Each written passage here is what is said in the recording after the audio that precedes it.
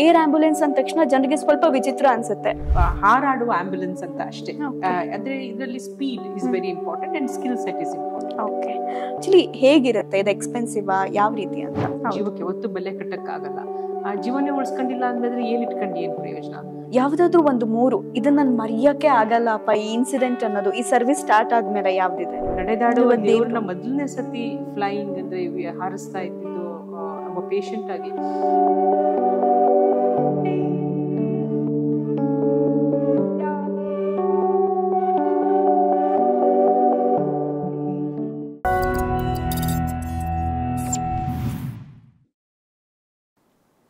ಎಲ್ರಿಗೂ ನಮಸ್ಕಾರ.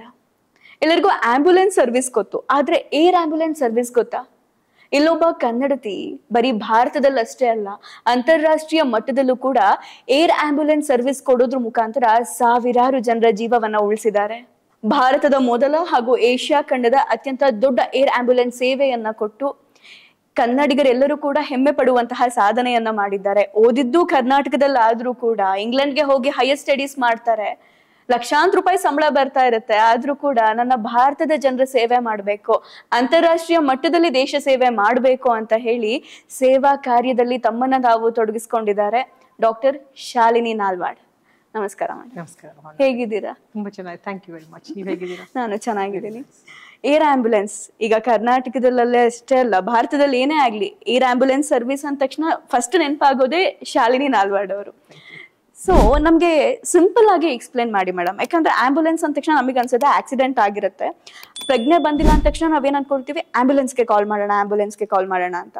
ಆದ್ರೆ ಏರ್ ಆಂಬ್ಯುಲೆನ್ಸ್ ಅಂದ ತಕ್ಷಣ ಜನರಿಗೆ ಸ್ವಲ್ಪ ವಿಚಿತ್ರ ಅನ್ಸುತ್ತೆ, ಏನಪ್ಪಾ ಇದು ಅಂತ ಹೇಳಿ. ಜನರಿಗೆ ಎಷ್ಟು ಸಿಂಪಲ್ ಆಗಿ ಹೇಳ್ಬೋದು ಏರ್ ಆಂಬ್ಯುಲೆನ್ಸ್ ಬಗ್ಗೆ, ನೀವೇ ತಿಳಿಸಿ. ಈ ಏರ್ ಆಂಬ್ಯುಲೆನ್ಸ್ ಅಂದ್ರೆ ಒಂದು ಹಾರಾಡುವ ಆಂಬ್ಯುಲೆನ್ಸ್ ಅಂತ ಅಷ್ಟೇ. ಈಗ ಆಂಬ್ಯುಲೆನ್ಸ್ ಒಳಗಡೆ ಏನು ಎಕ್ವಿಪ್ಮೆಂಟ್ ಇರುತ್ತೆ ಅದಕ್ಕಿಂತ ಅಡ್ವಾನ್ಸ್ಡ್ ಎಕ್ವಿಪ್ಮೆಂಟ್ ನಾವು ಏರ್ ಆಂಬ್ಯುಲೆನ್ಸ್ ಅಲ್ಲಿ ಇಟ್ಕೊಂತೀವಿ. ಅಂದ್ರೆ ಫ್ಲೈಯಿಂಗ್ ICU ಅಂತ ಹೇಳ್ತೀವಿ, ಅಂದ್ರೆ ಹಾರಾಡೋ ICU ಇದೊಂದು. ಅದ್ರೊಳಗಡೆ ನಾವು ಈಗ ಆಂಬ್ಯುಲೆನ್ಸ್ ಅಲ್ಲಿ ಒಬ್ಬ ಪ್ಯಾರಾಮೆಡಿಕ್ ಬಂದು ರೆಸ್ಪಾಂಡ್ ಮಾಡ್ಬೋದು ಒಂದು ಆಕ್ಸಿಡೆಂಟ್ ಆದ್ರೆ, ಅದೇ ಏರ್ ಆಂಬ್ಯುಲೆನ್ಸ್ ಒಳಗಡೆ ಹೈಲಿ ಟ್ರೈನ್ ಡಾಕ್ಟರ್ಸ್ ಇರ್ತಾರೆ, ಹೈಲಿ ಟ್ರೈನ್ ಪ್ಯಾರಾಮೆಡಿಕ್ಸ್ ಇರ್ತಾರೆ, ಅದರಲ್ಲಿ ಪೈಲಟ್ಸ್ ಇರ್ತಾರೆ. ಈಗ ಒಂದು ಅಪಘಾತ ಆದ್ರೆ, ರಸ್ತೆ ಅಪಘಾತ ಇರ್ಬೋದು ಅಥವಾ ಹೃದಯಾಘಾತ ಇರ್ಬೋದು, ಏನೇ ಒಂದು ಆದಾಗ್ಲೂ ಟೈಮ್ ಇಸ್ ದ ಎಸೆನ್ಸ್. ಯಾಕಂದ್ರೆ ಗೋಲ್ಡನ್ ಅವರ್ ಅಂತ ಒಂದಿರುತ್ತೆ ಟ್ರಾಮಾದಲ್ಲಿ ಆಕ್ಸಿಡೆಂಟ್ ಆದಾಗ. ಆ ಟೈಮ್ ಒಳಗಡೆ ನಾವು ಪೇಷಂಟ್ಗೆ ಯಾವುದೇ ಕೊಡಬೇಕಾದ ಇಂಟರ್ವೆನ್ಷನ್ ಮಾಡಿ ಅವ್ರು ಕರೆಕ್ಟ್ ಆಗಿರೋ ಹಾಸ್ಪಿಟ್ಲಿಗೆ ಕರ್ಕೊಂಡು ಬಂದ್ರೆ, ಈಗ ಒಬ್ಬ ಹೆಡ್ ಇಂಜುರಿ ಆಗಿರುತ್ತೆ, ಅವ್ರನ್ನ ನೀವು ಬೇರೆ ಯಾವುದೋ ಹೆಡ್ ಇಂಜುರಿ ಅಂದ್ರೆ ಹಾರ್ಟ್ ಹಾಸ್ಪಿಟ್ಲಿಗೆ ಕರ್ಕೊಂಡು ಹೋದ್ರೆ ಏನು ಪ್ರಯೋಜನ ಆಗಲ್ಲ. So appropriate tertiary care centre ಅಂತ ಹೇಳ್ತೀವಿ. ಆ ಅಪ್ರೋಪ್ರಿಯೇಟ್ ಟರ್ಷರಿ ಕೇರ್ ಸೆಂಟರ್ಗೆ ಈ ಟೈಮ್ ಒಳಗಡೆ ಪ್ಲಸ್ ಇದು ಬರೀ ಟ್ರಾನ್ಸ್ಪೋರ್ಟ್ ಸರ್ವಿಸ್ ಅಲ್ಲ, ದಿಸ್ ಆಲ್ಸೋ ಈಗ ಒಂದು ಪೇಷಂಟ್ ಆಕ್ಸಿಡೆಂಟ್ ಆದಾಗ ಅಲ್ಲೇ ನಾವು ಫಸ್ಟ್ ಸ್ಟೆಬಿಲೈಸ್ ಮಾಡ್ತೀವಿ, ಸ್ಟೆಬಿಲೈಸ್ ಮಾಡಿ ಪೇಷಂಟ್ನ ಕರ್ಕೊಂಡು ಹೋಗ್ತೀವಿ. ಪೇಷಂಟ್ನ ಯಾವ ರೀತಿ ಟ್ರಾನ್ಸ್ಫರ್ ಮಾಡ್ತೀವಿ, ಯಾಕಂದ್ರೆ ಒಂದು ಆಕ್ಸಿಡೆಂಟ್ ಆದಾಗ ಪ್ರೈಮರಿ ಇಂಜುರಿ ಅಂತ ಒಂದಾಗುತ್ತೆ. ಈಗ ಒಬ್ಬ 160 ಸ್ಪೀಡಲ್ಲಿ ಹೋಗಿ ಒಂದು ಗೋಡೆಗೆ ಗುದ್ಕೊಂಡ್ರೆ ಅಲ್ಲಿ ಬ್ರೈನಿಗೆ ಇಂಜುರಿ ಆಗುತ್ತೆ. ಆದರೆ ಒಂದು ಬ್ರೈನ್ ಇಂಜುರಿಯಿಂದ ಸಾಯಲ್ಲ, ಅದು ಕಾಂಪ್ಲಿಕೇಶನ್ ಏನಾಗುತ್ತೆ, ಸೆಕೆಂಡ್ರಿ ಇಂಜುರಿ ಅಂತ ಹೇಳ್ತೀವಿ, ಅದರಿಂದ ಅದು ಪ್ರಾಣಕ್ಕೆ ಭಯ ಬರುತ್ತೆ, ಅಪಾಯ ಆಗುತ್ತೆ. ಸೊ ನೀವು ಕೇಳಿದ ಪ್ರಶ್ನೆಗೆ ಉತ್ತರ ಕೊಡ್ತಾ, ಏರ್ ಆಂಬ್ಯುಲೆನ್ಸ್ ಅಂದ್ರೆ ಇದು ಹಾರಾಡುವ ಆಂಬ್ಯುಲೆನ್ಸ್ ಅಂತ ಅಷ್ಟೇ. ಅಂದ್ರೆ ಇದರಲ್ಲಿ speed is very important and skill set is important. Okay ma'am, ಲೈಫಲ್ಲಿ ಒಂದಿರುತ್ತೆ, ನಾವು ಹುಟ್ಟಾ ಎಲ್ಲ ಮಕ್ಳಿಗೆ ಒಂದು ಆಸೆ ಇರುತ್ತೆ, ನಾನು ಡಾಕ್ಟರ್ ಆಗಬೇಕು, ಇಂಜಿನಿಯರ್ ಆಗಬೇಕು ಅಂತ. ಅಫ್ಕೋರ್ಸ್ ನೀವು ಡಾಕ್ಟರ್, ನಾನು ಕೇಳಿದ ಪಟ್ಟಿಗೆ ನೀವು ಕರ್ನಾಟಕದಲ್ಲಿ MBBS ಮುಗಿಸಿದ್ರಿ ಅನ್ಕೊಂತೀನಿ, ಮೈಸೂರಲ್ಲಿ. ಅದು ಮುಗಿಸಿದ್ಮೇಲೆ ನಾವು ಅನ್ಕೊಳ್ತೀವಿ ಒಂದು ಡಿಗ್ರಿ ಆದ ತಕ್ಷಣ ಲೈಫ್ ಸೆಟಲ್ ಅಪ್ಪ ಅಂತ ಹೇಳಿ, ಇನ್ನು ಆರಾಮಾಗಿ ಬಿಡ್ಬೇಕು ಕೆಲಸ ಮಾಡ್ಕೊಂತ ಅಂತ. ದೆನ್ ನೀವು ಇಂಗ್ಲೆಂಡ್ಗೆ ಹೋಗ್ತೀರಾ, ಇಂಗ್ಲೆಂಡ್ಗೆ ಹೋಗ್ಬಿಟ್ಟು ಅಲ್ಲಿ ಸ್ಟಡೀಸ್ ಮಾಡ್ತೀರಾ. ಅದಾದ್ಮೇಲೆ ತುಂಬಾ ಸೆಟಲ್ಡ್ ಆಗಿ ನೀವು ಲೈಫ್ ಲೀಡ್ ಮಾಡ್ಬೋದಿತ್ತು ನೀವು ಮನ್ಸು ಮಾಡಿದ್ರೆ. ನಿಮಗೆ ಏನು ಸ್ಫೂರ್ತಿ ಆಯ್ತು ಈ ಒಂದು ಏರ್ ಆಂಬ್ಯುಲೆನ್ಸ್ ನ ಸ್ಟಾರ್ಟ್ ಮಾಡಕ್ಕೆ ಅಂತ?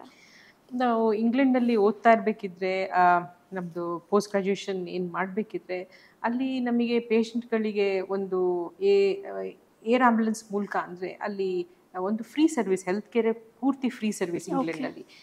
ಯಾರಿಗೆ ಒಂದು ಅಪಘಾತ ಆಗಿರ್ಬೋದು, ಅವನು ಮನುಷ್ಯ ಏನೇ ಇರ್ಬೋದು, ಯಾವ ಗ್ರೇಡೇ ಇರ್ಬೋದು, ಒಬ್ಬ ಮಂತ್ರಿ ಇರ್ಬೋದು ಅಥವಾ ಒಬ್ಬ ಸಾಮಾನ್ಯ ನೌಕರ ಇರ್ಬೋದು, ಎಲ್ಲರಿಗೂ ಒಂದೇ ತರದ ಒಂದು ಟ್ರೀಟ್ಮೆಂಟ್ ಸಿಕ್ಕುತ್ತಲ್ಲಿ. It's a same treatment for every one. Always say beggar to prime minister same treatment ಅಂತ ಅಲ್ಲಿ. ಅದೇ ವೇಟಿಂಗ್ ಟೈಮ್ ಇರುತ್ತೆ, ಅವರು ಹಂಗೆ ಬಂದು ವೆಯ್ಟ್ ಮಾಡಬೇಕು. ಅಥವಾ ಏನು ಎಮರ್ಜೆನ್ಸಿ ಆದರೆ ಪ್ರಯಾರಿಟಿನೂ ಅದೇ, ಎಮರ್ಜೆನ್ಸಿ ಮೇಲೆ ಕ್ಲಿನಿಕಲ್ ಟ್ರಯಾಜಿಂಗ್ ಅಂತ ಹೇಳ್ತೀವಿ, ಅಂದರೆ ಕ್ಲಿನಿಕಲ್ ಕ್ರೈಟೀರಿಯಾ ಮೇಲೆ ಟ್ರೀಟ್ಮೆಂಟ್ನ ಕೊಡಲಾಗುತ್ತೆ. ಅದನ್ನು ನೋಡಿ ನಾವು ಈಗ ಭಾರತದಲ್ಲಿ ನಾವು ಯೋಚನೆ ಮಾಡಿದ್ರೆ ಪ್ರತಿ 3.5 ನಿಮಿಷಕ್ಕೊಬ್ಬ ಯುವಕ ಸಾಯ್ತಾನೆ. ಅವರೆಲ್ಲರೂ ಒಂದು 20 ವರ್ಷದಿಂದ 40 ವರ್ಷದಲ್ಲಿ ಇರೋವಂಥವ್ರು. ಅಂದರೆ ತಮ್ಮ ಫ್ಯಾಮಿಲಿಗಳಿಗೆ ಅವರು ಒಂದು ಸಪೋರ್ಟ್ ಆಗಿರ್ತಾರೆ. ಮಕ್ಕಳಿಗಿರ್ಬೋದು, ತಂದೆ ತಾಯಿಗಳಿಗಿರ್ಬೋದು, ಅಕ್ಕ ತಂಗಿರಿಗಿರ್ಬೋದು. ಅವರು ಆ ಸಪೋರ್ಟ್ ಸಿಸ್ಟಮ್ಮೇ 3.5 ನಿಮಿಷಕ್ಕೊಂದು ಸಪೋರ್ಟ್ ಸಿಸ್ಟಮ್ ಹೋಗ್ತಾ ಇದೆ. ಅಂದರೆ ಆಲ್ಮೋಸ್ಟ್ GDP ಲಾಸೇ ಒಂದು ದೇಶಕ್ಕೆ 3% ಹೋಗುತ್ತೆ ಆಕ್ಸಿಡೆಂಟ್ ಡೆತ್ ಇಂದ. ಇದು ಬಿಟ್ಟು ಎಮರ್ಜೆನ್ಸೀಸಲ್ಲಿ ಎಷ್ಟೊಂದು ಜನ ಸತ್ತೋಗ್ಬಿಡ್ತಾರೆ. ಈಗ ಹೃದಯಾಘಾತ ಆಗ್ಬೋದು, ಅಥವಾ ಬ್ರೈನಲ್ಲಿ ಸ್ಟ್ರೋಕ್ ಆಗ್ಬೋದು, ಅಥವಾ ಒಂದು ನವಜಾತ ಶಿಶು ಇರ್ಬೋದು, ಒಂದು ಯಾವುದೋ ಒಂದು ತಾಲೂಕಲ್ಲಿ ಹುಟ್ಟಿದ್ರೆ ಅದಕ್ಕೆ ತುಂಬ ಕಾಂಪ್ಲಿಕೇಶನ್ ಇದ್ರೆ ಹಾಸ್ಪಿಟ್ಲಿಗೆ ಬರಕ್ ಮೊದಲೇನೆ ಆಗುತ್ತೆ, ಇಲ್ಲ ಹಾಸ್ಪಿಟ್ಲಿಗೆ ಕರ್ಕೊಂಬರ್ತಾನೆ ಪೇಷಂಟ್ಗಳು ಎಷ್ಟೊಂದು ಜನ ತೀರ್ಕೊಂಡ್ಬಿಡ್ತಾರೆ. ಯಾತಿಗೆ ತೀರ್ಕೊಂಡ್ಬಿಡ್ತಾರೆ? ಒಂದು ಕರೆಕ್ಟ್ ಟೈಮಿಗೆ ಬರೋಕ್ಕಾಗ್ತಾ ಇಲ್ಲ, ತುಂಬ ಲಾಂಗ್ ಆಗುತ್ತೆ, ಲೆಂತ್ ಆಗುತ್ತೆ ಆಂಬ್ಯುಲೆನ್ಸ್ಗಳು. ಇನ್ನೊಂದು ಟೈಮ್ ಕ್ರಿಟಿಕಲ್ ಟ್ರೀಟ್ಮೆಂಟ್ ಅಂತ ಏನಿರುತ್ತೆ, ಯಾಕಂದರೆ 1 hour ಒಳಗಡೆನೆ ಟ್ರೀಟ್ಮೆಂಟ್ ಕೊಡಬೇಕು. ಈಗ ಬ್ಲೀಡಿಂಗ್ ಆಗ್ತಾ ಇದ್ರೆ ತಕ್ಷಣ ಬ್ಲೀಡಿಂಗ್ ನಿಲ್ಸೋದಕ್ಕೆ ಕರೆಕ್ಟ್ ಆಗಿರೋ ಟ್ರೀಟ್ಮೆಂಟ್ ಕೊಡಬೇಕು. ಯಾಕಂದ್ರೆ ನೀವು ಜೀವಕ್ಕೆ ಬೆಲೆ ಕಟ್ಟಕ್ಕಾಗಲ್ಲ. And 1 person dies, the entire world dies ಅಂತ ಹೇಳ್ತಾರೆ ಆ ಫ್ಯಾಮಿಲಿಗೆ.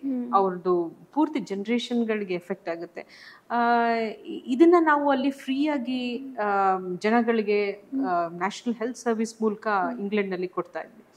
ನಾವು ಅವಾಗ ಅನ್ನಿಸ್ತಾ ಇತ್ತು, ಇಂಥ ಸರ್ವಿಸ್ ನಮ್ಮ ಇಂಡಿಯಾದಲ್ಲಿ ಯಾಕಿಲ್ಲ, ನಾವ್ಯಾಕೆ ಜೀವಗಳನ್ನ ಉಳಿಸ್ಬಾರ್ದು, ಯಾತಕ್ಕೆ ಇಷ್ಟು ಜೀವಗಳು ರೋಡಲ್ಲಿ ಇರ್ಬೋದು ಅಥವಾ ಹಾಸ್ಪಿಟಲ್ಗಳಿರ್ಬೋದು, ಒಂದು ಸಣ್ಣ ಹಾಸ್ಪಿಟ್ಲಿಂದ ದೊಡ್ಡ ಹಾಸ್ಪಿಟ್ಲಿಗೆ ಸಾಗಿಸ್ತಾ ಇರ್ಬೇಕಾದ್ರೆ ಸಾಯ್ಬೋದು. ನಮ್ಮ ಚಿಕ್ಕಪ್ಪ 60 ವರ್ಷ ಆಗಿತ್ತು ಅವ್ರಿಗೆ. Was one of the India's largest coffee exporter ಅವರು. ಈ ವಾಸ್ ಅ ಪ್ಲಾಂಟರ್ ಚಿಕ್ಕಮಗಳೂರಿನಲ್ಲಿ. ಅವರಿಗೆ ಒಂದು ತಲೆನೋವು, ಬ್ರೈನ್ ಬ್ಲೀಡ್ ಆಯಿತು. ಚಿಕ್ಕಮಗಳೂರಿನಿಂದ ಬೆಂಗಳೂರಿಗೆ ಹಾಸ್ಪಿಟ್ಲಿಗೆ ಕಳಿಸ್ತಾ ಇದ್ರು. ಅಲ್ಲಿ ಯಾವುದೇ ಥರದ ಎಕ್ಸ್ಪರ್ಟ್ ಮೆಡಿಕಲ್ ಕೇರ್ ಇರಲಿಲ್ಲ. ಪ್ಲಸ್ ಅದು ಲೆಂತ್, ಲೈಕ್ ಲಾಂಗ್ ಟ್ರಾನ್ಸ್ಫರ್, ಅದು ಚಿಕ್ಕಮಗಳೂರಿಂದ ಬರಬೇಕಂದ್ರೆ ಹಾಸನ ಹತ್ರ ಬಂದು ತೀರ್ಕೊಂಡ್ಬಿಡ್ತಾರೆ. ಸೊ ಇದೆಲ್ಲ ನೋಡಿದಾಗ ಅನ್ನಿಸ್ತು, ಅರೆ ಇದೇನಿದು, ನಾವು ಇಂಥ ಒಳ್ಳೆ ಸ್ಕಿಲ್ ಇಟ್ಕೊಂಡು ಇಂಗ್ಲೆಂಡಲ್ಲಿ ಜನಗಳ ಸೇವೆ ಮಾಡ್ತಾ ಇದ್ದೀವಿ, ನಮ್ಮ ಭಾರತಕ್ಕಾಗಿ ಸೇವೆಯನ್ನು ಒದಗಿಸ್ಬಾರ್ದು ಅಂತ ಅನ್ನಿಸ್ತು. ಆ ಟೈಮ್ನಲ್ಲಿ ಜೊತೆಗೆ ನಮ್ಮದು ಕುಟುಂಬ ಇಲ್ಲಿದೆ, ನಮ್ಮೂರು, ನಮ್ಮ ಮನೆ, ನಮ್ಮ ಭೂಮಿ, ನಮ್ಮ ದೇಶ, ಇಂಥದನ್ನ ನಾವು ಇಂಡಿಯಾದಲ್ಲಿ ನಾವು ಮಾರ್ಸ್ ಮುಟ್ತಾ ಇದ್ದೀವಿ, ಸಿಲಿಕಾನ್ ವ್ಯಾಲಿ ಅಂತ ಹೇಳ್ತೀವಿ. ಅದೇ ನಮ್ದು ಪ್ರೀ ಹಾಸ್ಪಿಟಲ್ ಎಮರ್ಜೆನ್ಸಿ ಅಂತ ಏನ್ ಬರುತ್ತೆ ಅಂದ್ರೆ ಹಾಸ್ಪಿಟ್ಲಿಗೆ ಮೊದಲೇನಾರಾದ್ರೆ ಅಲ್ಲಿ ತುಂಬಾ ನಾವು 30 ವರ್ಷ ಹಿಂದೆ ಇದೀವಿ. ಅದಕ್ಕೆ ಇದೊಂದು ಸರ್ವಿಸ್ನ ಭಾರತದಲ್ಲಿ ಎಸ್ಟಾಬ್ಲಿಷ್ ಮಾಡೋಣ ಅಂತ ಹೇಳಿ ಇಲ್ಲಿ ಬಂದು ಶುರು ಮಾಡಿದ್ವಿ. ಓಕೆ ಮ್ಯಾಮ್, ಸ್ಟಾರ್ಟ್ ಮಾಡಿದ್ರಿ, ತುಂಬ ಇನ್ಸ್ಪೈರಿಂಗ್ ಆಗಿತ್ತು ನಿಮ್ಮ ಜರ್ನಿ. ಸ್ಟಾರ್ಟ್ ಮಾಡಿದ್ಮೇಲೆ ಕಂಟಿನ್ಯೂ ಮಾಡ್ಕೊಂಡು ಹೋಗೋದು ತುಂಬ ಇಂಪಾರ್ಟೆಂಟ್. ಬಿಕಾಸ್ ನಾವು ಆ್ಯಂಬುಲೆನ್ಸ್ ಅಂದ ತಕ್ಷಣ ಏನಾಗುತ್ತೆ, ಒಂದು ಗೌರ್ಮೆಂಟ್ ಹಾಸ್ಪಿಟಲಿಗೆ ಕಾಲ್ ಮಾಡಿಬಿಟ್ಟು ಆ್ಯಂಬುಲೆನ್ಸ್ ಕರೆಸುವಾಗ ಜನ ಏನೋ ಫ್ರೀ ಹಂಗೆ ಅಂದ್ಕೊಳ್ತಾರೆ. ಬಟ್ ಕಿಲೋಮೀಟರ್ ವೈಸ್ ಅವರು ಕೂಡ ಹಣ ಕೇಳ್ತಾರೆ, ಅದೆಲ್ಲ ಮಾತುಗಳಿದೆ. ಅಂದರೆ ಹಾಸ್ಪಿಟಲ್ ಅಂದರೆ ನೀವು ಹೇಳ್ದಂಗೆ ತುಂಬ ಎಕ್ಸ್ಪೆನ್ಸಿವ್ ಅಪ್ಪ ಇಂಡಿಯಾದಲ್ಲಿ ಅನ್ನೋ ಥರ ಆಗಿದೆ. ಏರ್ ಆ್ಯಂಬುಲೆನ್ಸ್ ಅಂದ ತಕ್ಷಣ ಜನ ಅಂತೂ ತುಂಬ ಎಕ್ಸ್ಪೆನ್ಸಿವ್ ಅಂತ ಅನ್ಕೊಳ್ತಾರೆ. ಆ್ಯಕ್ಚುಲಿ ಹೇಗಿರುತ್ತೆ ಇದು, ಎಕ್ಸ್ಪೆನ್ಸಿವ್ ಯಾವ ರೀತಿ ಅಂತ? ಇದು ನಾನು ಆಗ್ಲೇ ಹೇಳ್ದಂಗೆ ಲೈಫ್ ಇಸ್ ಪ್ರೈಸ್ಲೆಸ್. ಜೀವಕ್ಕೆ ಯಾವತ್ತೂ ಬೆಲೆ ಕಟ್ಟಕ್ಕಾಗಲ್ಲ. ಜೀವನೇ ಉಳಿಸ್ಕೊಂಡಿಲ್ಲ ಅಂದ್ರೆ ಏನ್ ಇಟ್ಕೊಂಡು ಏನ್ ಪ್ರಯೋಜನ? ಇದು ಒಂದು ಎಕ್ಸ್ಪೆನ್ಸಿವ್ ಅಂತ ಹೇಳಿದ್ರೆ, ಈಗ ನೀವೊಂದು ದೊಡ್ಡ ಆಸ್ಪತ್ರೆಗೆ ಹೋದ್ರೆ ಅಲ್ಲಿ ಒಂದು ವಾರದ ಬಿಲ್ಲಲ್ಲಿ 10% 20% ಅಲ್ಲಿ ಏರ್ ಆಂಬ್ಯುಲೆನ್ಸ್ ಮುಗಿಯುತ್ತೆ. ಅಷ್ಟೊಂದು ಎಲ್ಲ ಅನ್ಕೊಂಡಂಗೆ ಎಕ್ಸ್ಪೆನ್ಸಿವ್ ಅಲ್ಲ. ಬಟ್ ಇದನ್ನೇ ಒಂದು ಗೌರ್ಮೆಂಟ್ ಸಪೋರ್ಟ್ ಮಾಡಿದ್ರೆ, ಗೌರ್ಮೆಂಟ್ ಬಜೆಟ್ ಅಲ್ಲಿ ಇದೇನೂ ಇಲ್ಲ. ಒಂದು health care budget is one of the largest budget. ಅದರಲ್ಲಿ ಈಗ ಮಧ್ಯಪ್ರದೇಶದಲ್ಲಿ ಒಂದು PM ಶ್ರೀ ಏರ್ ಆಂಬ್ಯುಲೆನ್ಸ್ ಸೇವಾ ಅಂತ ಒಂದು ಪ್ರಾಜೆಕ್ಟ್ ಮಾಡ್ತಾ ಇದೀವಿ. ಅದ್ರ ಕೆಳಗಡೆ ಆಯುಷ್ಮಾನ್ ಭಾರತ್ ಕಾರ್ಡ್ ಇರೋರು ಎಲ್ಲರಿಗೂ ಫ್ರೀ ಇದು. ಮಧ್ಯಪ್ರದೇಶದಲ್ಲಿ ಆಯುಷ್ಮಾನ್ ಭಾರತ್ ಕಾರ್ಡ್ ಇದ್ರೆ ಎಲ್ಲರಿಗೂ ಫ್ರೀ ಏರ್ ಆಂಬ್ಯುಲೆನ್ಸ್. ಸೊ ಈಗ ಒಂದು ಆಕ್ಸಿಡೆಂಟ್ ಆದ್ರೆ ಅವರು APL ಇರ್ಬೋದು, BPL ಇರ್ಬೋದು, ಅದನ್ನ ಕೇಳೋದೇ ಇಲ್ಲ. ಆಕ್ಸಿಡೆಂಟ್ ಅಂದ ತಕ್ಷಣ ಅಂದ್ರೆ ಅದನ್ನ ಬಡವರು ಸಾವುಕಾರ ಅಂತ ನೋಡದೆ ನಾವು ಏರ್ ಆಂಬ್ಯುಲೆನ್ಸ್ ಮೊಬಿಲೈಸ್ ಮಾಡ್ತೀವಿ. ಆದರೆ ಈ ಮೆಡಿಕಲ್ ಎಮರ್ಜೆನ್ಸಿ ಇದ್ರೆ ಆಕ್ಸಿಡೆಂಟ್ ಅಲ್ಲದೆ ಬೇರೆ ಥರ ಹಾರ್ಟ್ ಅಟ್ಯಾಕ್ ಇರ್ಬೋದು, ಅಥವಾ ಮಗು ರಕ್ತಸ್ರಾವ ಆಗ್ತಿರೋ ತಾಯಿ ಇರ್ಬೋದು, ಅಥವಾ ಒಂದು ಮಗುಗೆ ಹಾರ್ಟ್ ಡಿಸೀಸ್ ಇರ್ಬೋದು, ಅಂಥದ್ರಲ್ಲಿ ಫಸ್ಟ್ ಒಂದೇ ಕ್ವೆಶನ್ ಕೇಳೋದು, ನಿಮ್ಮ ಹತ್ರ ಆಯುಷ್ಮಾನ್ ಭಾರತ್ ಕಾರ್ಡ್ ಇದೆಯಾ ಅಂತ. ಆಯುಷ್ಮಾನ್ ಭಾರತ್ ಕಾರ್ಡ್ ಇದ್ರೆ ಅವ್ರನ್ನ ಫ್ರೀಯಾಗಿ ನಾವು ಏರ್ ಲಿಫ್ಟ್ ಮಾಡ್ತೀವಿ. ಅಲ್ಲಿ ಕಾರಲ್ಲೇ ಕೂತ್ಕೊಳ್ಳದೆ ಇರೋಂಥ ರೈತರುಗಳು ಈಗ ಹೆಲಿಕಾಪ್ಟರ್ಲಿ, ಪ್ಲೇನಲ್ಲಿ ಹಾರಿಸ್ತಾ ಇದ್ದೀವಿ. ಸೊ ಇದನ್ನ ನಾವು ಆ ಏರ್ ಆಂಬ್ಯುಲೆನ್ಸ್ ಒಂದು ಎಕ್ಸ್ಪೆನ್ಸಿವ್ ಸೇವೆ ಅಥವಾ ತುಂಬಾ ಜಾಸ್ತಿ ದುಡ್ಡಾಗುತ್ತೆ ಅಂತ ಹೇಳೋದೇನಿದೆಯಲ್ಲ, ಅದು ಒಂದು it's not a right thing, is a misnomer ಅಂತ ಹೇಳ್ತೀವಿ, ಅದು ಅಪನಂಬಿಕೆ ಅದೊಂದು. So this is a very nominal service.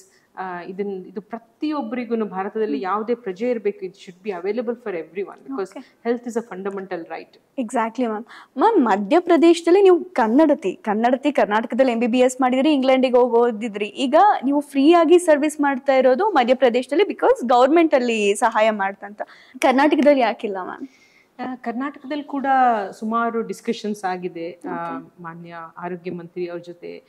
ಮೊದಲು ಬೊಮ್ಮಾಯಿ ಅವರು ಮುಖ್ಯಮಂತ್ರಿ ಆಗಿದ್ದಾಗಲೂ ಬಜೆಟ್ನಲ್ಲೂ ಇದರದ್ದು ಪ್ರಸ್ತಾಪ ಆಗಿತ್ತು, ಏರ್ ಆಂಬ್ಯುಲೆನ್ಸ್ಗೆ ಒಂದು ಸಪೋರ್ಟ್ ಕೊಡಬೇಕು ಅಂತ. ಇದು ಪೇಷಂಟ್ಗಳಿಗೆ ಅಷ್ಟೇ ಅಲ್ಲದೆ ಆರ್ಗನ್ ಏರ್ ಲಿಫ್ಟ್ ಕೂಡ ತುಂಬಾ ಸಹಾಯ ಆಗುತ್ತೆ. ಈಗ ಒಬ್ಬರಿಗೆ ಕಿಡ್ನಿ ಫೇಲ್ ಆಯಿತು, ಲಿವರ್ ಫೇಲ್ ಆಯಿತು, ಹಾರ್ಟ್ ಫೇಲ್ ಆಯಿತು, ಲಂಗ್ಸ್ ಫೇಲ್ ಆಯಿತು, ಅವರು ಈ ಆರ್ಗನ್ ಲಿಸ್ಟ್ಗೆ ರಿಜಿಸ್ಟರ್ ಆಗ್ತಾರೆ. ರಿಜಿಸ್ಟರ್ ಆಗಿ ರೆಸಿಪಿಯೆಂಟ್ ಅಂತ ಕರಿತೀವಿ. ರಿಜಿಸ್ಟರ್ ಆಗಿರೋರಲ್ಲಿ 90% ಜನ ಆರ್ಗನ್ ಸಿಕ್ಕಕ್ ಮೊದಲೇ ಪ್ರಾಣ ಬಿಡ್ತಾರೆ. So that is 90% people die on waiting list. ಅಂಥದ್ರಲ್ಲಿ ಇದು ಬರೀ ಪೇಷಂಟ್ಗಳ ಆರ್ಗನ್ಗಳು ಕೂಡ ಇದು ತುಂಬಾ ಉಪಯೋಗ.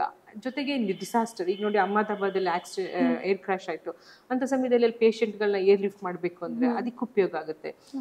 ಛತ್ತೀಸ್ಗಢ ಎಲೆಕ್ಷನ್ ಆದಾಗ ಅಲ್ಲೂ ಕೂಡ ನಾವು ಏರ್ ಆಂಬ್ಯುಲೆನ್ಸ್ ಇಟ್ಟು ಸುಮಾರು CRPF ನ ಏರ್ ಲಿಫ್ಟ್ ಮಾಡಿದ್ವಿ. ಸೊ ಇದು ಒಂದು ರೋಲ್ ಅಲ್ಲ, ಇದಕ್ಕೆ ಮಲ್ಟಿಪಲ್ ರೋಲ್ಸ್ ಇದೆ. ನಮ್ದು ದೊಡ್ಡ ರ್ಯಾಲಿಗಳಾಗ್ತವೆ, ಆಮೇಲೆ ಈ ಕುಂಭಮೇಳ ಅಲ್ಲೂ ಸ್ಟ್ಯಾಂಡ್ ಬೈ ಇತ್ತು ಏರ್ ಆಂಬ್ಯುಲೆನ್ಸ್. ಪ್ಲಸ್ ಈಗ ನಮ್ದು ಯಾವುದೇ ಒಂದು ಅಯೋಧ್ಯ ಟೆಂಪಲ್ ಓಪನಿಂಗ್, ಈ ತರ ಸುಮಾರು ಎಲ್ಲಿ ದೊಡ್ಡ ದೊಡ್ಡ ಮಾಸ್ ಗ್ಯಾದರಿಂಗ್ಸ್ ಆಗುತ್ತೆ ಅಲ್ಲಿ ಒಂದು ಸಣ್ಣದು ನಮ್ದು ಇಲ್ಲಿ ನೋಡಿ RCBದು ಇಲ್ಲಿ ಇದಾದಾಗ ಸ್ಟ್ಯಾಂಪಿಡಲ್ಲಿ ಹೆಚ್ಚು ಜನ ಪ್ರಾಣ ಕಳ್ಕೊಂಡ್ರು. ಅದು ಸಿಟಿ ಸೆಂಟ್ರಲ್ ಆಗಿದ್ದಕ್ಕೆ ಹಾಸ್ಪಿಟಲ್ಗಳ ಹತ್ರ ಆಯ್ತು. ಈಗ ಸ್ವಲ್ಪ ಔಟ್ಸ್ಕರ್ಟ್ಸ್ ಅಲ್ಲಿ ಆಗಿದ್ರೆ ಅಷ್ಟು ಜನ ಹೆಂಗೆ ನೀವು ಕರ್ಕೊಂಡ್ಬರ್ತೀರಾ? ಒಂದು ಟ್ರೈನ್ ಆಕ್ಸಿಡೆಂಟ್ ಆಗುತ್ತೆ ಅನ್ಕೊಳ್ಳಿ, ರೈಲ್ವೆ ಟ್ರ್ಯಾಕ್ಗಳು ರಿಮೋಟ್ ಜಾಗದಲ್ಲಿ ಇರುತ್ತೆ, ಅಲ್ಲಿಗೆ ಒಂದು ಆಂಬ್ಯುಲೆನ್ಸ್ ಹೋಗೋದಕ್ಕೂ ಜಾಗ ಇರಲ್ಲ. ಈ ಹೊಸೂರ್ ಹತ್ರ ಒಂದು ಟ್ರೈನ್ ಆಕ್ಸಿಡೆಂಟ್ ಆದಾಗ ಅಲ್ಲಿ ಆಂಬ್ಯುಲೆನ್ಸ್ ರೀಚ್ ಆಗಕ್ಕೆ ಒಂದು 45 ನಿಮಿಷ ಆಗುತ್ತೆ. ಟ್ರಾಫಿಕ್ ಇರುತ್ತೆ, ಪ್ಲಸ್ ರೋಡ್ಗಳು ಇರೋದಿಲ್ಲ. ರೈಲ್ವೆ ಟ್ರ್ಯಾಕಿಗೆ ರೋಡ್ ಸಿಕ್ಕಲ್ಲ ನಿಮ್ಗೆ ಯಾವಾಗ್ಲೂ, ಯಾವ್ದೋ ಮಧ್ಯೆ ಎಲ್ಲೋ ಒಂದು ಟ್ರ್ಯಾಕಿಂಗ್ ಮಾಡಿರ್ತಾರೆ. ಆ ಟೈಮಲ್ಲಿ ಈ ಹೆಲಿಕಾಪ್ಟರ್ಗಳು ತುಂಬಾ ಉಪಯೋಗಕ್ಕೆ ಬರುತ್ತೆ. ಸೊ ಇದಕ್ಕೆ ಒಂದಕ್ಕೆ ಸೀಮಿತ ಅಲ್ಲ, ಸುಮಾರು ಎಮರ್ಜೆನ್ಸಿಗಳಲ್ಲಿ ಕೆಲಸ ಮಾಡ್ಬೋದು. ಪ್ಲಸ್ ಮೆಡಿಕಲ್ ಟೀಮ್ಗಳನ್ನ ಕರ್ಕೊಂಡು ಹೋಗ್ಬೋದು. ಈಗ ಪೇಷಂಟ್ ಟ್ರಾನ್ಸ್ಫರ್ ಮಾಡಕ್ ಮೊದಲು ಅಲ್ಲಿ ಒಂದು 5 ಜನ ಡಾಕ್ಟರ್ನ ಕಳಿಸಿ ಅಲ್ಲೇನೆ ಸೆಟಪ್ ಮಾಡಿ ಪ್ರಥಮ ಚಿಕಿತ್ಸೆ ಏನಿದೆ ಅಂದ್ರೆ ಪ್ರೈಮರಿ ಫಸ್ಟ್ ಏಡ್ ಮಾಡ್ಬೋದು. ಈ ತರ ಸುಮಾರು ಕೆಲಸಗಳು ಒಂದು ಏರ್ ಆಂಬ್ಯುಲೆನ್ಸ್ ಅಲ್ಲಿ ಆಗುತ್ತೆ. ಇದನ್ನ ಕರ್ನಾಟಕ ಸರ್ಕಾರ ಫ್ರೀ ಮಾಡ್ತಾರೆ ಅಂತ ನಂಗೆ ತುಂಬಾ ನಂಬಿಕೆ ಇದೆ. ಡಿಸ್ಕಷನ್ಸ್ ನಡೀತಾ ಇದೆ ನೋಡಿ. ಈ ಒಂದು ಕಾರ್ಯಕ್ರಮದ ಮೂಲಕ ನಾನು ಕರ್ನಾಟಕ ಸರ್ಕಾರಕ್ಕೆ ಕೇಳ್ಕೊಳ್ತೀನಿ, ನಾನು ಇಷ್ಟು ದಿನ ಅನ್ಕೊಂಡಿದ್ದೆ ಏರ್ ಆಂಬ್ಯುಲೆನ್ಸ್ ಅಂತ ಅಂದ್ರೆ ಜಸ್ಟ್ ಪೇಷಂಟ್ಸ್ ನ ಒಂದ್ ಕಡೆಯಿಂದ ಇನ್ನೊಂದ್ ಕಡೆಗೆ ಕರ್ಕೊಂಡು ಹೋಗೋದು ಅಂತ. ಆದ್ರೆ ದೇಶ ಸೇವೆಯಲ್ಲೂ ಕೂಡ ಏರ್ ಆಂಬ್ಯುಲೆನ್ಸ್ ಯಾವ ರೀತಿ ವರ್ಕ್ ಮಾಡುತ್ತೆ, ಅವ್ರು ಹೇಳಿದ್ರು ಕುಂಭಮೇಳ ಇರ್ಬೋದು, ಅಯೋಧ್ಯೆಯಲ್ಲಿ ಇರ್ಬೋದು, ಇವನ್ RCBಯಲ್ಲಿ ಏನು ಕಾಲ್ ತುಳಿತಾ ಇತ್ತು ಅದೆಲ್ಲ ಸಮಯದಲ್ಲೂ ಕೂಡ ಏರ್ ಆಂಬ್ಯುಲೆನ್ಸ್ ಹೆಲ್ಪ್ ಮಾಡುತ್ತೆ ಅಂತ. ಜೊತೆಗೆ ಮಧ್ಯಪ್ರದೇಶದಲ್ಲಿ ಫ್ರೀ ಮಾಡ್ಬೋದು ಏರ್ ಆಂಬ್ಯುಲೆನ್ಸ್ ಅಂತ ಅಂದ್ರೆ ದೇಶದ ಪ್ರತಿ ರಾಜ್ಯದಲ್ಲೂ ಕೂಡ ಸರ್ಕಾರ ಮನಸ್ಸು ಮಾಡಿದ್ರೆ ಖಂಡಿತವಾಗ್ಲೂ ಫ್ರೀ ಮಾಡ್ಬೋದು. ಇದು ಈ ಕಾರ್ಯಕ್ರಮದ ಮೂಲಕ ಡಾಕ್ಟರ್ ಪರವಾಗಿ ನಾನು ಕೂಡ ಕೇಳ್ಕೊಳ್ತಾ ಇದ್ದೀನಿ. ಹೇಳಿದ್ರು ಪ್ರತಿಯೊಂದು ಜೀವಕ್ಕೂ ನಾವು ಬೆಲೆ ಕಟ್ಟಕ್ ಆಗಲ್ಲ, ಹಾಗಾಗಿ ಏರ್ ಆಂಬ್ಯುಲೆನ್ಸ್ ಎಲ್ರಿಗೂ ಫ್ರೀ ಆಗಬೇಕು. ಜೊತೆಗೆ ನೀವು ಏರ್ ಆಂಬ್ಯುಲೆನ್ಸ್ ನ ಸ್ಟಾರ್ಟ್ ಮಾಡಿದ್ರಿ, ಜರ್ನಿ ತುಂಬಾ ಚೆನ್ನಾಗಿತ್ತು. ಬಟ್ ನಿಮ್ ಬಾಲ್ಯ ಹೇಗಿತ್ತು ಅಂತ, ಯಾಕಂದ್ರೆ ಇಷ್ಟು ಸ್ಟ್ಯಾಂಡ್ ಆಗಿ ಒಂದು ವುಮೆನ್ ನಿಲ್ಬೇಕಂತ ಅಂದ್ರೆ ನಮ್ಮ ಚೈಲ್ಡ್ಹುಡ್ ಹಾಗೆ ಇರಬೇಕು, ಮನೇಲಿ ಸಪೋರ್ಟ್ ಇರಬೇಕು, ಅದನ್ನ ನೀವು ಇಷ್ಟು ಕಂಟಿನ್ಯೂ ಮಾಡ್ಕೊಂಡು ಬರ್ತಾ ಇದ್ದೀರಾ. ಇದೆಲ್ಲದಕ್ಕೂ ಏನ್ ಇನ್ಸ್ಪಿರೇಷನ್, ನಿಮ್ ಬಾಲ್ಯ ಹೇಗಿತ್ತು ಅಂತ? ನಮ್ದು ನಮ್ ತಂದೆಯವ್ರದ್ದು ರೈತ ಕುಟುಂಬ. ನಮ್ದು ತಾಯಿಯವ್ರ ಕಡೆಯಿಂದ ನಮ್ಮ ತಾತ ಅವರು ಪೊಲೀಸ್ ಆಫೀಸರ್ ಆಗಿದ್ರು. ನಮ್ ತುಂಬಾ ಶಿಸ್ತಿನಿಂದ ಬೆಳೆಸಿದ್ರು. ಜೊತೆಗೆ ನಾನು ಸಣ್ಣವಳಿದ್ದಾಗಿಂದ ಅಂದ್ರೆ ಒಂದು ನನ್ಗೆ ಗೊತ್ತಿರೋ ದಿವಸದಿಂದನೇ ನಮ್ ಅಜ್ಜಿ ತಾತ ಎಲ್ಲರೂ ಇವಳು ಡಾಕ್ಟರ್ ಆಗ್ಬೇಕು ಅಂತ ಯೋಚನೆ ಮಾಡ್ತಿದ್ರು. ನಮ್ ತಂದೆ ಕಡೆ ನಾನ್ the first woman to graduate. ನಮ್ಮ ಹಳ್ಳಿಗೆ mostly I was the first woman to graduate. ನಮ್ ಚಿಕ್ಕಮುಲ್ಗೂಡ್ ಅಂತ ಗ್ರಾಮ, ಮಂಡ್ಯ ಡಿಸ್ಟ್ರಿಕ್ಟ್, ಕಿರ್ಗಾವಲ್ ಹುಬ್ಳಿಲಿ ಬರುತ್ತೆ. ಅಲ್ಲಿ ನಾವು ಸಣ್ಣವಳಿದ್ದಾಗಿಂದ ನಮ್ ತಾತ ಅವರು ಒಂದು 90 ವರ್ಷ ತನಕ ಅವ್ರು ಇದಕ್ಕೆ ಹೊಲ ಗದ್ದೆ ನೋಡ್ಕೊಂಡು ಮಿಲ್ಗಳು ನೋಡ್ಕೊಂಡು ಅವರು ಒಂದ್ ದಿವಸ ಕೂತ್ಕೊಂಡಿಲ್ಲ. ಅದೇ ನಮ್ ತಂದೆಯವ್ರು ನೋಡಿದ್ರೆ ಅವರು ಮಂಡ್ಯ ಶುಗರ್ ಫ್ಯಾಕ್ಟ್ರಿ ಚೇರ್ಮನ್ ಆಗಿದ್ರು. ಹಗ್ಲು ರಾತ್ರಿ ಇಲ್ದೆ ದುಡಿತಿದ್ರು. ಬೆಳಿಗ್ಗೆ ಎಷ್ಟೊಂದ್ ದಿವಸ ನಾನು ಅವ್ರು ಸಿಗ್ತಾನೆ ಇರ್ಲಿಲ್ಲ. ನಾವು ಬೆಳಿಗ್ಗೆ ಎದ್ದೇಳದ್ರಲ್ಲಿ ಹೊರಟೋಗಿರ್ತಿದ್ರು, ಮತ್ತೆ ರಾತ್ರಿ ನಾವು ಮಲ್ಕೊಂಡ್ ಮೇಲೆ ವಾಪಸ್ ಬರ್ತಿರೋ. ಒಂದು 10 ಸಂಘ ಸಂಸ್ಥೆಗೆ ಪ್ರೆಸಿಡೆಂಟ್ ಆಗಿದ್ರು. ಜೊತೆಗೆ ನಮ್ಮ ತಾಯಿಯವರು ಒಂದು ಮನೆಯಿಂದ ನಮ್ದು ಒಟ್ಟು ಕುಟುಂಬ 7 ಜನ ಅಣ್ಣ ತಮ್ಮದಿರು ಅಕ್ಕ ತಂಗಿರು ನಮ್ಮ ತಂದೆದು ಅಷ್ಟು ಜನನ ನೋಡ್ಕೊಂಡು ನಮ್ಮ ತಾಯಿ ತುಂಬಾ ಸಹನೆಯಿಂದ ಫುಲ್ ಫ್ಯಾಮಿಲಿನ ಒಟ್ಟಿಗೆ ಇಟ್ಕೊಂಡು she studied in Maharani's college. ಅವರೇನು ಬೇರೆ ಒಂದು ಸಣ್ಣ ಊರಿಂದ ಬಂದಿದ್ದಂತೆಲ್ಲ ಇಂಥ ಮಾಡರ್ನ್ ಇಂದ ಬಂದು ಒಂದು ಮಂಡ್ಯ ಅಂತ ಸಣ್ಣ ಊರಿಗೆ ಬಂದು ಅಲ್ಲಿ ಎಲ್ಲ ಫುಲ್ ಫ್ಯಾಮಿಲಿನ ಸಣ್ಣ ಮಕ್ಕಳಿಂದ ಹಿಡಿದು ಮೈದನ್ ಮಕ್ಳಿರ್ಬೋದು, ತಂಗಿ ಮಕ್ಳಿರ್ಬೋದು, ಅಂದ್ರೆ ತಂಗಿ ಇಲ್ಲ ಸಾರಿ ಅವರ ನಾದ್ನೀರು ಇರ್ಬೋದು, ಎಲ್ಲರಿಗೂ ಮದ್ವೆ ಮಾಡಿ ಅವ್ರ ಮಕ್ಕಳನ್ನ ನೋಡ್ಕೊಂಡು ಅವ್ರ ಬಾಣಂತನ ಮಾಡಿ ಅತ್ತೆ ನೋಡ್ಕೊಂಡು ಮಾವನ್ ನೋಡ್ಕೊಂಡು ಅವ್ರು ಮಾಡ್ತಿದ್ದ ಒಳಗಡೆ ಮನೆ ಒಳಗಡೆ ಅವ್ರ ಸಹನೆ ನೋಡ್ತಾ ಇದ್ದೆ. ಹೊರಗಡೆ ನಮ್ಮ ತಂದೆಯವ್ರದ್ದೊಂದು ದಿಟ್ಟತನದ ಹೋರಾಟ ನೋಡ್ತಿದ್ದೆ, ರೈತರಿಗೋಸ್ಕರ ಮಾಡ್ತಾ ಇದ್ದಿದ್ದು. ಇದೆಲ್ಲ ನೋಡ್ದೊಂದು ಪ್ಲಸ್ ಜೊತೆಗೆ ಯಾವತ್ತೂ ನಮ್ಮ ತಂದೆ ತಾಯಿಗೆಲ್ಲ ನಾನು ಸಣ್ಣವಳಿದಂಗೆ ನಮಸ್ಕಾರ ಮಾಡ್ಬೇಕಿದ್ರೆ ಅವ್ರು ಹೇಳೋರು ಪ್ರಪಂಚದ ಅತ್ಯಂತ ಶ್ರೇಷ್ಠ ವೈದ್ಯಲಾಗು ಅಂತ ಹೇಳಿ ಆಶೀರ್ವಾದ ಮಾಡೋರು. ಅದು ಮನ್ಸಲ್ಲಿ ಅದೇ ಉಳ್ಕೊಂತ ಬಂತು. ಇವತ್ತಿಗೂ ನಾವು ನಮ್ದು ಕಂಪ್ನಿಯಲ್ಲಿ we only talk about excellence. Best ಅಂತಾನು ಮಾತಾಡಲ್ಲ. ಬೆಸ್ಟ್ ಅಂದ್ರೆ ಇರೋರ ಮಧ್ಯ ಬೆಸ್ಟ್ ಆಗೋದು ಸಮಥಿಂಗ್ ಡಿಫ್ರೆಂಟ್. ನಮ್ಗೆ ಕಂಪ್ಯಾರಿಸನ್ ಸ್ಕೇಲ್ ಇಲ್ಲಲ್ಲ ಇಂಡಿಯಾದಲ್ಲಿ. So we only talk about excellence. ಈ ಎಕ್ಸಲೆನ್ಸ್ ನಾವ್ ಎಷ್ಟು ಮಾತಾಡ್ತೀವಿ ಅಂತಂದ್ರೆ ನಾವು ಈಗ world's best air ambulance company ಏನಿದೆ ಅದಕ್ಕಿಂತ we have become the better ones. ಈಗ ಅವ್ರುಗಳು ಇಂಗ್ಲೆಂಡ್ ಇಂದ ನಮಗೆ ಕೇಳ್ತಾರೆ ಗೈಡ್ಲೈನ್ಸ್ ನಿಮ್ದು ಕೊಡಿ, ಹಿಂಗೆ ಇದು ಹಾರ್ಟ್ ಅಂಡ್ ಲಂಗ್ ಬೈಪಾಸ್ ಇಷ್ಟೊಂದ್ ಜನ ಮಾಡಿದೀರಾ. ನಾವು 315 ಹಾರ್ಟ್ ಅಂಡ್ ಲಂಗ್ ಬೈಪಾಸ್ ಮಾಡಿದ್ವಿ. 315 ಅದು like it's kind of a world record.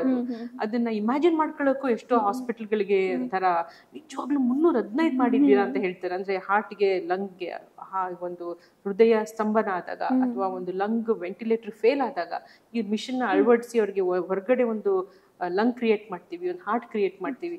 ಇದಂತ ಸ್ಕಿಲ್ ಸೆಟ್ ಯಾರ ಹತ್ರನೂ ಇಲ್ಲ. ಅಂದ್ರೆ ಹಾಸ್ಪಿಟಲ್ ಅಲ್ಲಿ ಒಂದು ಆಪರೇಷನ್ ಥಿಯೇಟರ್ ಏನಾಗುತ್ತೆ, ಹೈ ಎಂಡ್ ಆಪರೇಷನ್ ಥಿಯೇಟರ್, ಅದನ್ನ ರಿಮೋಟ್ ಲೊಕೇಶನ್ ಅಲ್ಲಿ ಮಾಡ್ತೀವಿ ನಾವು. ಈ ತರ ನಾವು ಮಾಡೋದನ್ನ ನೋಡಿ like this is all because of the way we think. ಅಂದ್ರೆ ಇವತ್ತು ನಾವ್ ಏನ್ ಮಾಡಿದ್ವಿ ಇದಕ್ಕಿಂತ ನಾಳೆ ಹೆಂಗ್ ಚೆನ್ನಾಗಿ ಮಾಡ್ಬೋದು, ಇದಕ್ಕಿಂತ ಚೆನ್ನಾಗಿ every day we think about getting better. So that is the entire essence of getting wherever we are. Okay ma'am, ನನಗೆ ನಿಮಗೆ ಕೇಳ್ಬೇಕಂತ ಅನಿಸ್ತು, ಯಾವ್ದಾದ್ರು ಒಂದು 3 ಇದನ್ನ ನಾನು ಮರೆಯಕ್ಕೆ ಆಗಲ್ಲಪ್ಪ ಈ ಇನ್ಸಿಡೆಂಟ್ ಅನ್ನೋದು ಈ ಸರ್ವಿಸ್ ಸ್ಟಾರ್ಟ್ ಆದ್ಮೇಲೆ ಯಾವ್ದಿದೆ? ಒಂದು ಮೊದಲನೇದು ಅಥವಾ ನನ್ನ ಕೊನೆ ಉಸಿರು ಇರೋರ್ಗು ಹೇಳ್ಕೊಳ್ಳೋಂಥದ್ದು ಒಂದು ಟ್ರಾನ್ಸ್ಫರು. ಅದನ್ನ ಯಾವತ್ತು ಮರೆಯೋದಿಕ್ಕಾಗೋದಲ್ಲ, ಅಥವಾ ಮರೆಯೋಕ್ಕೆ ಅಂದರೆ ನಂದು ಏನೊಂದು ಅಸ್ತಿತ್ವನೇ ಅಂತ ಹೇಳ್ಬೋದು. ಅದೊಂದು ಟ್ರಾನ್ಸ್ಫರ್. ಅದು ಸಿದ್ಧಗಂಗಾ ಶ್ರೀಗಳನ್ನ ಏರ್ ಲಿಫ್ಟ್ ಮಾಡಿದ್ದು. ಸ್ವಾಮೀಜಿ ಅವರಿಗೆ ಏರ್ ಲಿಫ್ಟ್ ಮಾಡಬೇಕು ಅಂತ ಮಠದಿಂದ ಒಂದು ಕರೆ ಒಂದ್ ದಿವಸ ಮೊದಲೇ ಬಂದಾಗ ನಾವು ಬೆಂಗಳೂರಿಂದ ಎಲ್ಲರೂ ಮಠಕ್ಕೆ ಹೋದ್ವಿ. ಅಲ್ಲಿ ರೇಲಾ ಹಾಸ್ಪಿಟಲ್ ಚೆನ್ನೈಯಿಂದ ಟೀಮ್ ಅವರೆಲ್ಲರೂ ಅಸೆಸ್ಮೆಂಟ್ ಮಾಡಿದ್ರು ಸ್ವಾಮೀಜಿ ಅವ್ರದ್ದು. ಮಠದ ಎಲ್ಲ ಪದಾಧಿಕಾರಿಗಳಿದ್ರು, ಕರ್ನಾಟಕ ಸರ್ಕಾರದ ರೆಪ್ರೆಸೆಂಟೇಟಿವ್ಸ್ ಇದ್ರು, ಭಕ್ತಾದಿಗಳಿದ್ರು, ಮೀಡಿಯಾ ಅಂತೂ ಫುಲ್ ಇತ್ತು ಹೊರಗಡೆ, ಮಠದ ಹೊರಗಡೆ. ಅವರು 10 ಗಂಟೆ ರಾತ್ರಿಲಿ ಯಾವುದು ಡಿಸಿಷನ್ ಮಾಡಿದ್ರು, ಸ್ವಾಮೀಜಿಗೆ ಎಲ್ಲ ತರಹದ whatever is a best ಕೊಡ್ಲೇಬೇಕು ನಾವು ಚೆನ್ನೈಗೆ ಏರ್ ಲಿಫ್ಟ್ ಮಾಡ್ಬೇಕಂತ. 10 ಗಂಟೆ ರಾತ್ರಿಲಿ ಏರ್ ಲಿಫ್ಟ್ ಮಾಡಬೇಕು ಅಂತ ಕೇಳಿದ್ರಿ. ಇದಕ್ಕಿದಂತೆ ಪ್ಲೇನ್ಗಳನ್ನ ತರೋದಿಕ್ಕಾಗೋದಿಲ್ಲ. ಜೊತೆಗೆ ಸ್ವಾಮೀಜಿಯವ್ರನ್ನ ಟ್ರಾನ್ಸ್ಫರ್ ಮಾಡ್ಬೇಕಂದ್ರೆ it has to be best plane and the fastest plane ಕೂಡ ಆಗಿರ್ಬೇಕು. ಅದು ನಮ್ದು ಎಲ್ಲ ಪ್ಲೇನ್ಗಳು ಏನಾಗುತ್ತೆ, ಆ ಟೈಮಲ್ಲಿ ನಾ ಸ್ವಾಮೀಜಿಯವ್ರ ಟ್ರಾನ್ಸ್ಫರ್ ಆಗದ ಆ ವರ್ಷದಲ್ಲಿ ಎಲ್ಲ ಡೆಲ್ಲಿಯಲ್ಲಿತ್ತು. ಸೊ ಡೆಲ್ಲಿಯಿಂದ ಮೊಬಿಲೈಸ್ ಮಾಡಬೇಕು. ಜೊತೆಗೆ ಸುಮಾರು ಜನ ಕೋಆರ್ಡಿನೇಷನ್ ಅಲ್ಲಿ ಚೆನ್ನೈ ಹಾಸ್ಪಿಟ್ಲಿಂದ, ಇಲ್ಲಿ ಪೊಲೀಸ್ ಡಿಪಾರ್ಟ್ಮೆಂಟಿಂದ, ಡಿಸ್ಟ್ರಿಕ್ಟ್ ಅಡ್ಮಿನಿಸ್ಟ್ರೇಷನ್ ಮಠದಿಂದ, ಪ್ಲಸ್ ನಮ್ದು ಗ್ರೌಂಡ್ ಆಂಬ್ಯುಲೆನ್ಸ್ ಇರ್ಬೋದು, ಈ ಏರ್ಕ್ರಾಫ್ಟು, ಸ್ವಾಮೀಜಿಯವ್ರ ಗ್ರೀನ್ ಕಾರಿಡಾರ್, ಒಂದು ಅಟ್ಲೀಸ್ಟ್ 1,000 ಕೋಆರ್ಡಿನೇಷನ್ ಇರುತ್ತೆ. ಇದನ್ನ ನಾಳೆ ಬೆಳಿಗ್ಗೆ ಹೆಂಗಪ್ಪ ಮಾಡೋದು, 10 ಗಂಟೆ ರಾತ್ರಿಯಲ್ಲಿ ಆಕ್ಟಿವೇಟ್ ಮಾಡಿದ್ರೆ ಅಂತೇಳಿ ಬಟ್ ಅದು ಶಕ್ತಿ, ಸ್ವಾಮೀಜಿಯವ್ರ ಶಕ್ತಿನೇ ಅಂತ ಇರ್ಬೋದು. 10 ಗಂಟೆಗೆ ಆಕ್ಟಿವೇಟ್ ಮಾಡಿ ಬೆಳಿಗ್ಗೆ 10 ಗಂಟೆಗೆ ಕರೆಕ್ಟ್ ಆಗಿ ಇಲ್ಲಿ ಏರ್ಕ್ರಾಫ್ಟ್ ಪೊಸಿಷನ್ ಮಾಡಿದ್ವಿ. ಅಲ್ಲಿ ಗ್ರೀನ್ ಕಾರಿಡಾರ್ ಅಲ್ಲಿ ಸ್ವಾಮೀಜಿಯವ್ರನ್ನ ಮಠದಿಂದ ಇಲ್ಲಿಗೆ ಕರ್ಕೊಂಡ್ ಬಂದ್ವಿ. ಒಂದು 40 ನಿಮಿಷದಲ್ಲಿ ಕರ್ಕೊಂಡ್ ಬಂದ್ವಿ. ಕರ್ಕೊಂಡ್ ಬರ್ಬೇಕಿದ್ರೆ ಎಲ್ಲರ ಕಣ್ಣಲ್ಲೂ ನೀರಿತ್ತು, ಸ್ವಾಮೀಜಿಯವ್ರ ಕಣ್ಣಲ್ಲಿ ನೀರಿತ್ತು. ಅಂದ್ರೆ ಮಠದಿಂದ ಬರ್ಬೇಕಾದ್ರೆ ಎಷ್ಟೊಂದ್ ಜನ ಕನಕಪುರ ಶ್ರೀಗಳೆಲ್ಲರೂ ಇದ್ರು.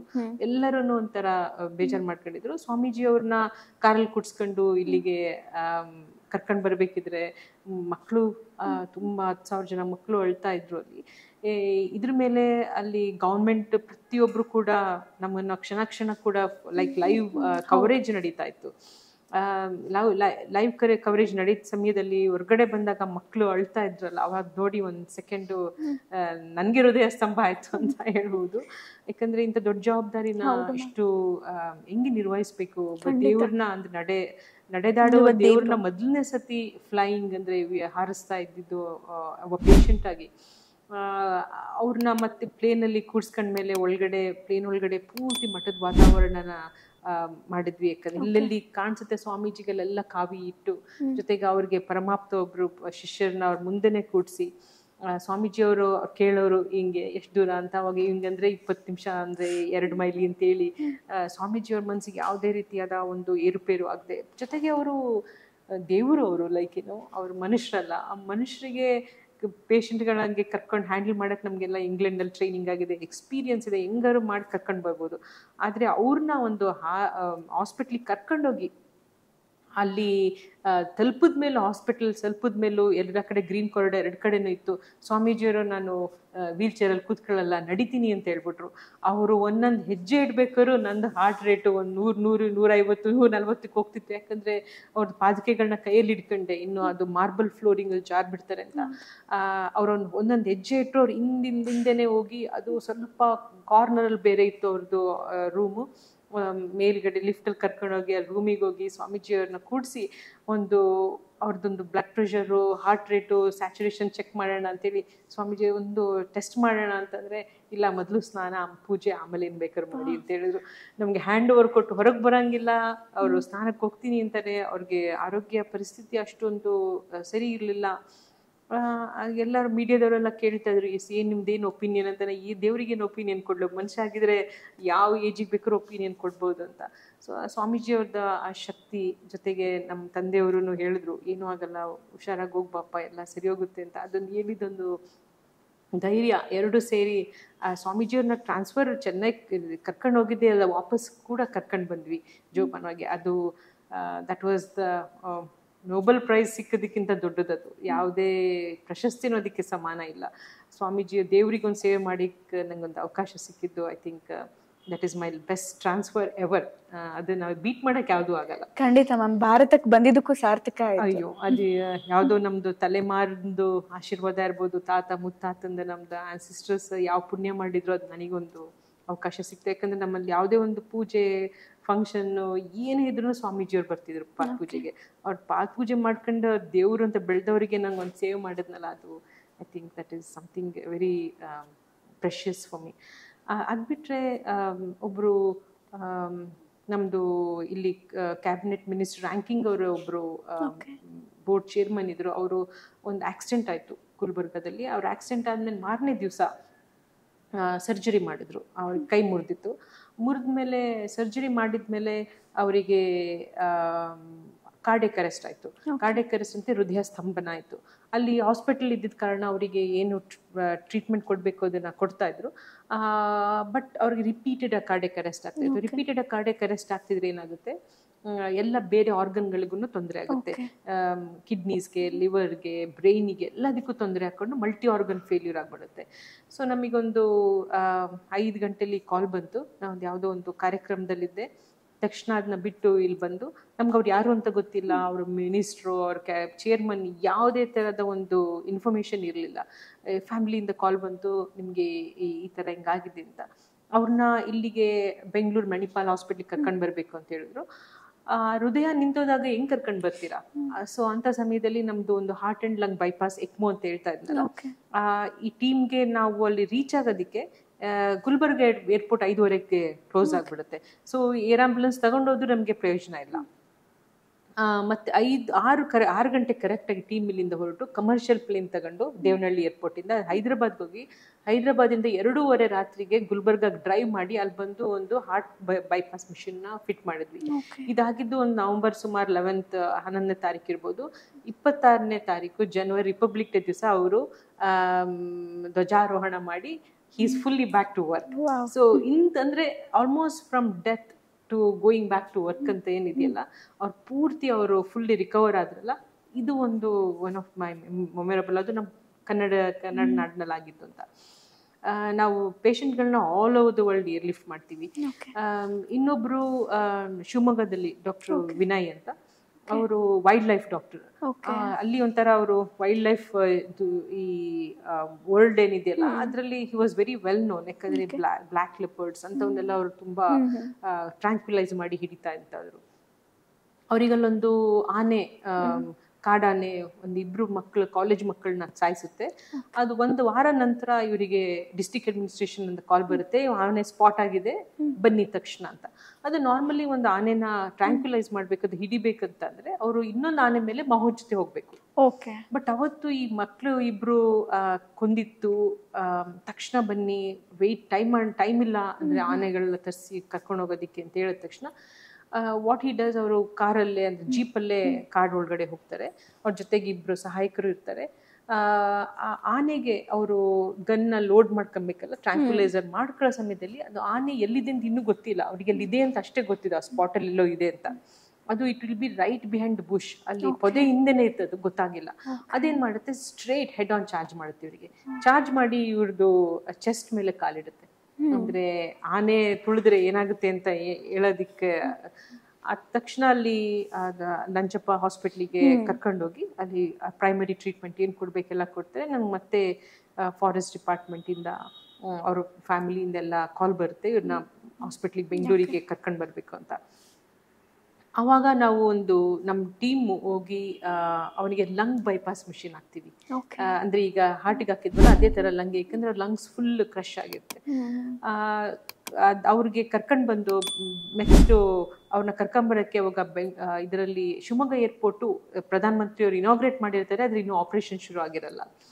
ಸೊ ನಾವು ರಾತ್ರಿ 2 ಗಂಟೆಗೆ ಅವರಿಗೆ ಮಿಷಿನ್ ಹಾಕಿ ಬೆಳಿಗ್ಗೆ 6 ಗಂಟೆಗೆ ನಾವು ಒಂದು ಗ್ರೀನ್ ಕಾರಿಡಾರ್ ಕ್ರಿಯೇಟ್ ಮಾಡಿಸ್ಕೊಂತೀವಿ. ಅಲ್ಲಿ ಶಿವಮೊಗ್ಗದಲ್ಲಿ SP ಅವ್ರ ಮಿಥುನ್, ಅಲ್ಲಿಂದ ಹಿಡಿದು ಇಲ್ಲಿ ನಮ್ದು Bengaluru joint commissioner traffic Anucheth ಅವರು, ಇಲ್ಲಿಂದ ಎಷ್ಟು ಡಿಸ್ಟ್ರಿಕ್ಟ್ ಇದೆ 5 ಡಿಸ್ಟ್ರಿಕ್ಟ್ ಗ್ರೀನ್ ಕಾರಿಡಾರ್ ಕ್ರಿಯೇಟ್ ಮಾಡ್ತೀವಿ. ಶಿವಮೊಗ್ಗದಿಂದ ಬೆಂಗಳೂರು ಬರೋಕ್ಕೆ ನಿಮ್ಗೊಂದು 5 ರಿಂದ 6 ಗಂಟೆ ಆಗುತ್ತೆ. ಕೇವಲ 238 ನಿಮಿಷದಲ್ಲಿ ಅವ್ರನ್ನ ಬೆಂಗಳೂರಿಗೆ ಕರ್ಕೊಂಡು ಬಂದ್ವಿ. ಕರ್ಕೊಂಡು ಬಂದು ಗ್ರೀನ್ ಕಾರಿಡಾರ್ ಅಲ್ಲಿ ಪ್ರತಿ ಡಿಸ್ಟ್ರಿಕ್ಟ್ ಅಲ್ಲೂ ಆಂಬ್ಯುಲೆನ್ಸ್ ಕಾನ್ವಾಯ್ನ ಒಂಥರ ಪೇಟೆಂಟ್ ತರ ಪಾಸ್ ಓವರ್ ಮಾಡ್ತಾರೆ.